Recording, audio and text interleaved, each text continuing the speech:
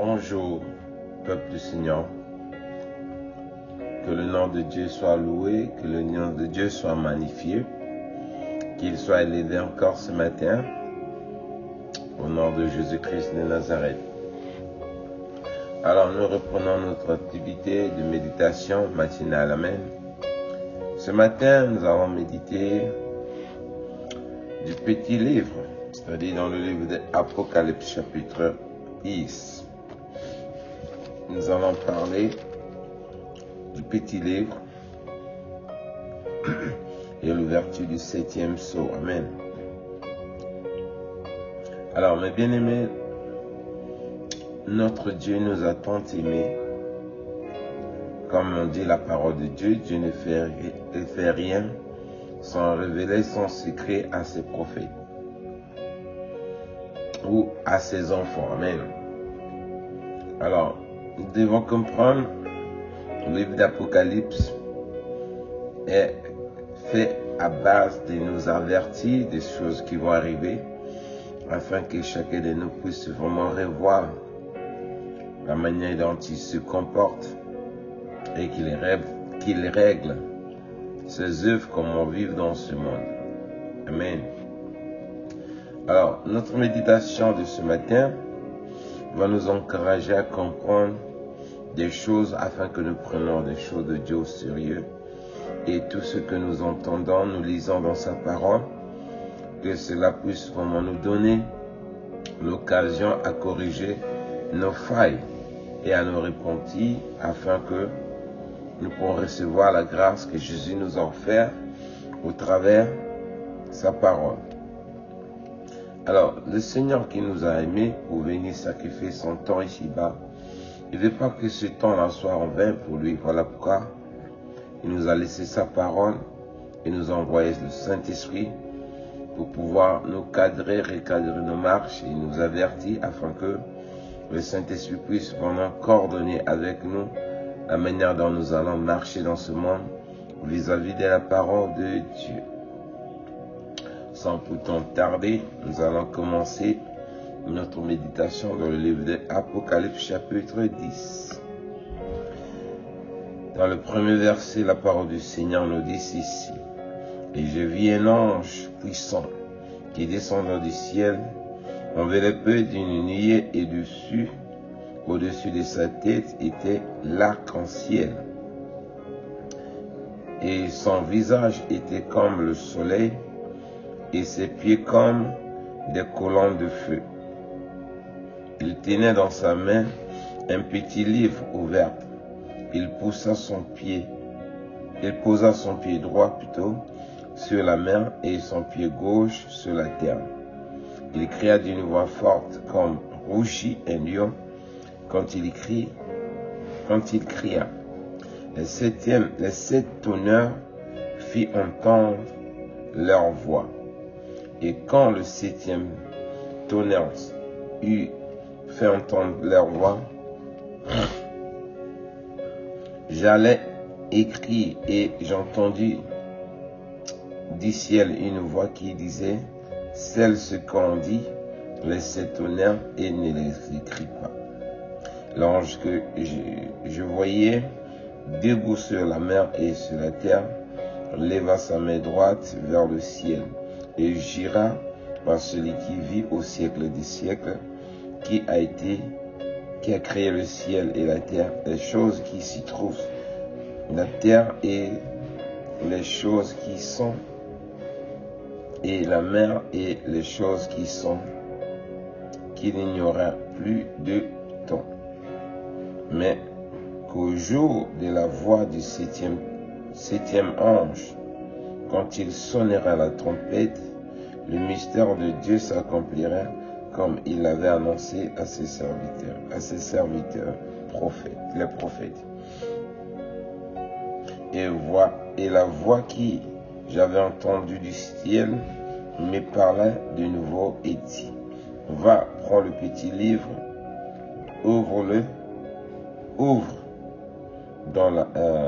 ouvert dans la main de l'ange qui se tenait debout sur la mer et sur la terre. Et je vis vers l'ange, je vais vers l'ange et lui disais, disons, de me donner le petit livre, et il me donna. Il me dit, prends-le et avale-le. Il sera amer dans ta main, dans tes entrailles plutôt, mais dans ta bouche, il sera doux comme du miel. Et je pris le petit livre de la main de l'ange et je l'avalai. Il fit dans ma bouche doux et comme du miel, mais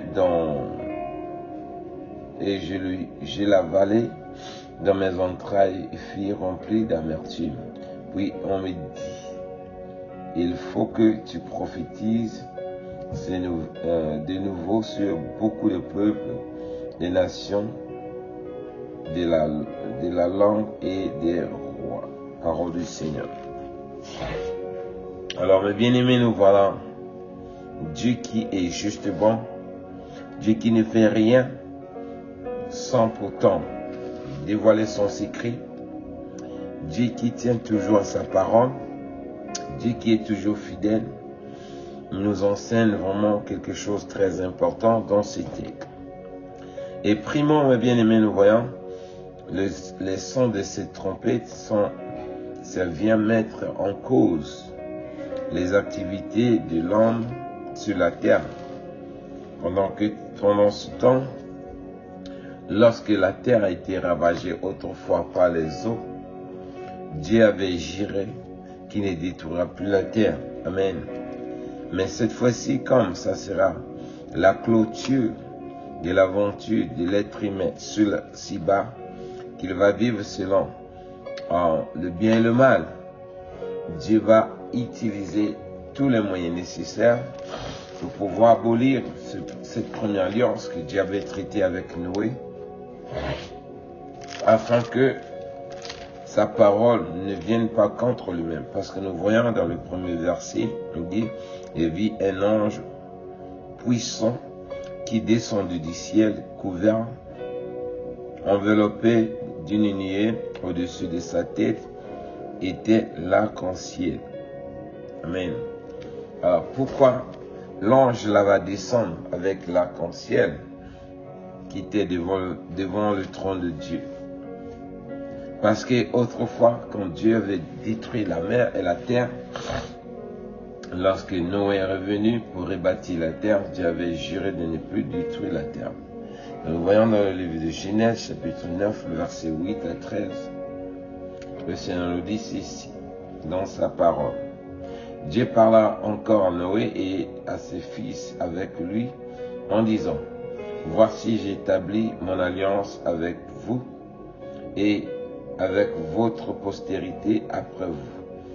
Vous tous, les êtres vivants qui sont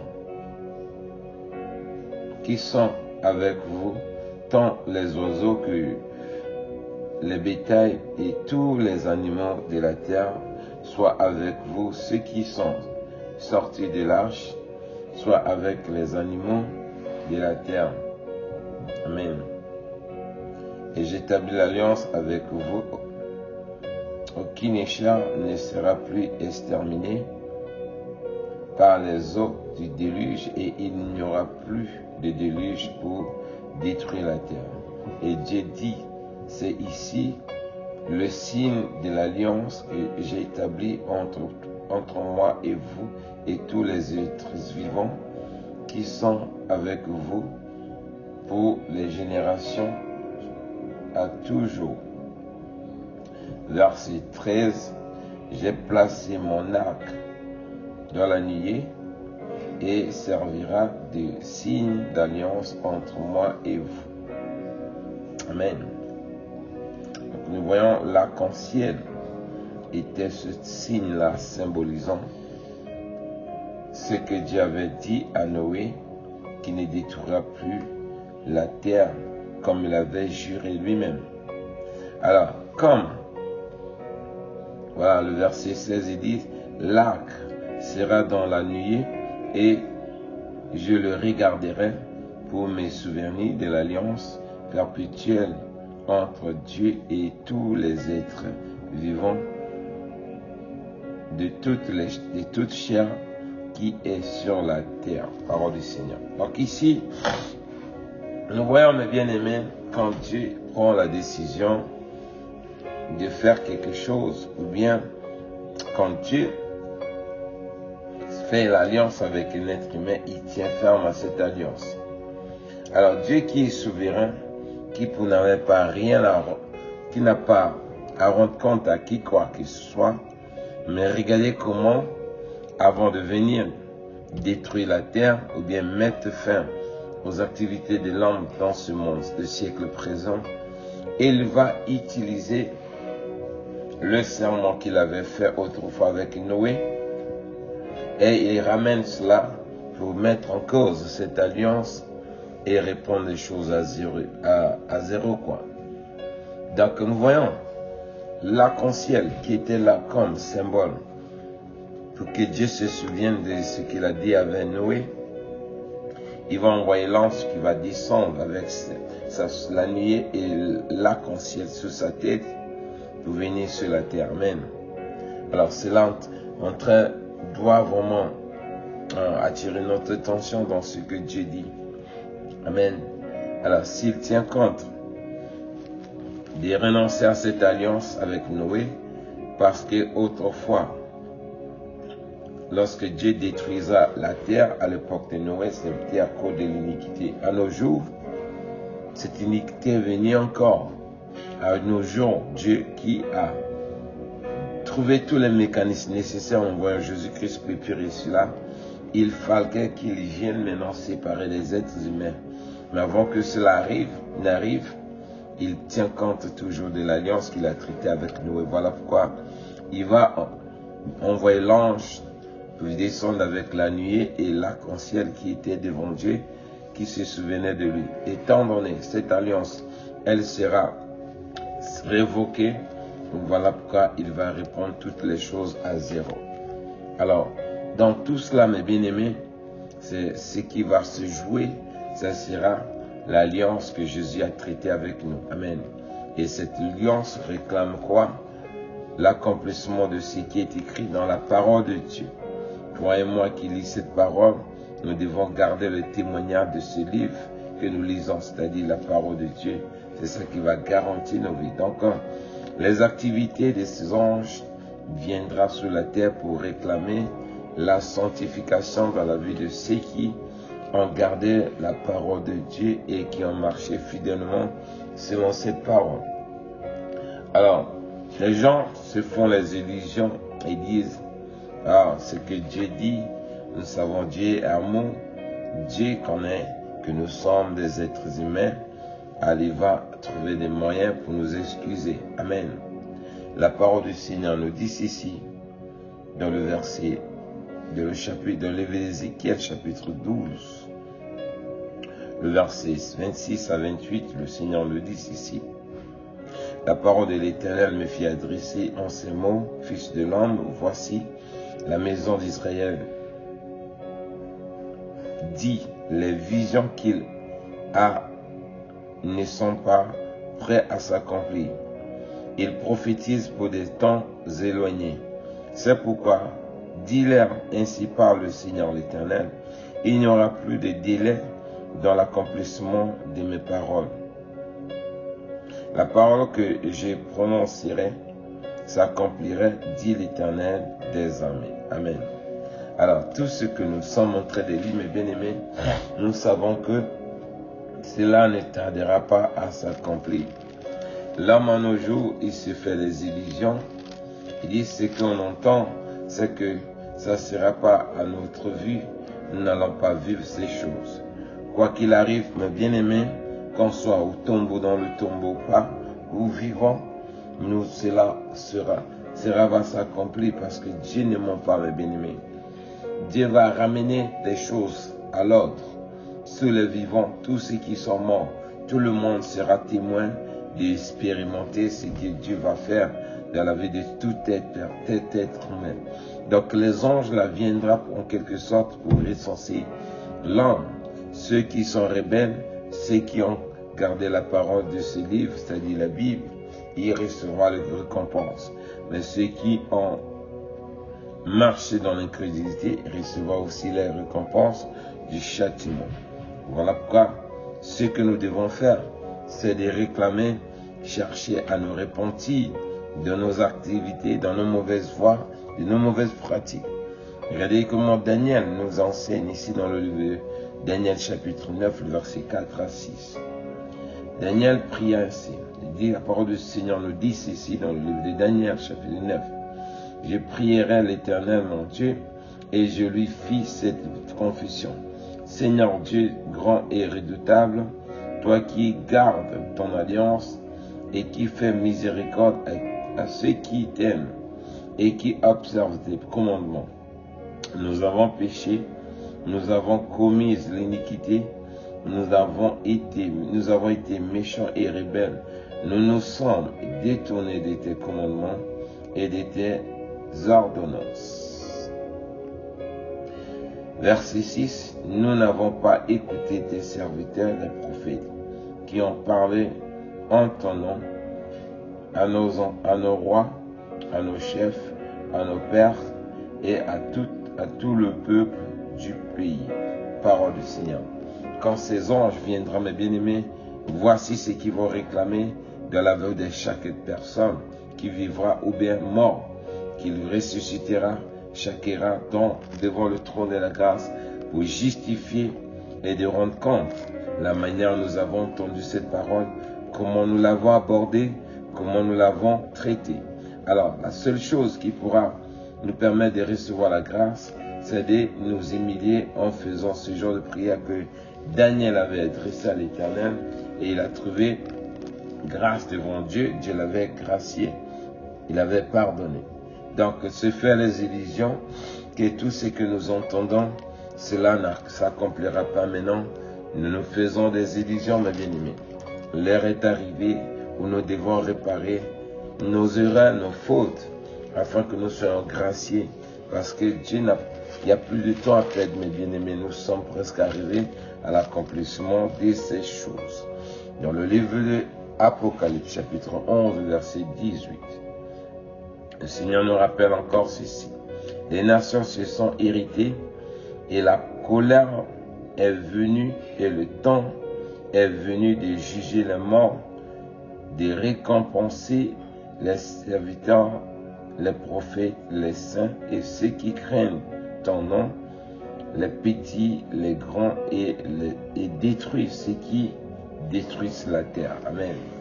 Alors, mes bien-aimés, c'est dommage, mes bien-aimés, de voir l'homme qui va vraiment jouer à l'incrédulité jusqu'à ce qu'il ne veut pas écouter celui qui l'a créé, le propriétaire des cieux et de la terre, qui nous parle, qui nous supplie de génération en génération.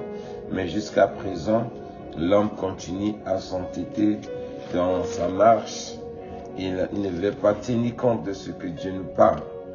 Alors c'est le moment, mes bien-aimés, de nous repentir. Nous tendons déjà vers la nouvelle année.